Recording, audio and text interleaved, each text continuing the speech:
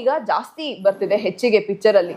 ಯಾಕಂದ್ರೆ ವ್ಯಕ್ತಿ ಗಳಿಸಿರೋಂತ ಆಸ್ತಿ ಮುಂಚೆ ಏನಾಗ್ತಿತ್ತು, ನಮ್ ತಾತಂದ್ರು ಅವರು ಎಲ್ಲ ಬದುಕಿದಾಗ್ಲೇ ಮಕ್ಳಿಗೆ ಡಿವೈಡ್ ಮಾಡ್ತಿದ್ರು ಆಸ್ತಿನ.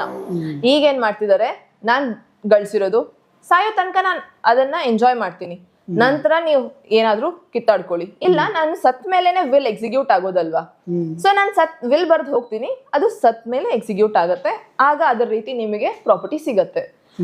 ಈಗ ಇದು ಹೆಚ್ಚಿಗೆ ಆಗ್ತಿರೋದು, ವಿಲ್ ಬರೀತಿದ್ದಾರೆ ಜನ, ವಿಲ್ ರಿಜಿಸ್ಟ್ರೇಷನ್ ಮಾಡಿಸ್ತಿದ್ದಾರೆ ಜನ. ಬಿಕಾಸ್ ಕರೆಕ್ಟ್ ಅಲ್ವಾ ಈ ನೋಷನ್? ಒಬ್ಬ ವ್ಯಕ್ತಿ ಗಳಿಸಿದ್ದಾನೆ ಅಂದ್ರೆ ಅವನದನ್ನ ಕೊನೆ ತನಕ ಅನುಭವಿಸ್ಬೇಕು. ರಿಟೈರ್ ಆದ್ಮೇಲೆನೆ ನೀವ್ ಅನುಭವಿಸೋದಿಕ್ಕಾಗೋದು. ಅದು ಟೈಮ್ ಪೀರಿಯಡ್ ಅಲ್ಲಿ ನೀವು ಮಕ್ಳಿಗೆ ಅಂತ ಕೊಟ್ಬಿಟ್ರೆ, ಮಕ್ಳು ನಿಮ್ಮನ್ನ ಹೊರಗೆ ಹಾಕಿದ್ರೆ ಈ ಕೇಸಸ್ ಜಾಸ್ತಿ ಇರೋದ್ರಿಂದ ಈ ವಿಲ್ ಅನ್ನೋ ಕಾನ್ಸೆಪ್ಟ್ ತುಂಬಾ ಒಳ್ಳೇದು. ಪ್ರತಿಯೊಬ್ಬರು ತಂದೆ ತಾಯಿ ಈ ತರ ಮಾಡ್ಕೋಬೇಕು ವಿಲ್. ಯಾಕಂದ್ರೆ ವಿಲ್ ಅವರ ಮರಣ ನಂತರ ಎಕ್ಸಿಕ್ಯೂಟ್ ಆಗೋದು. ಬೇಕಿದ್ರೆ ನೀವು ವಿಲ್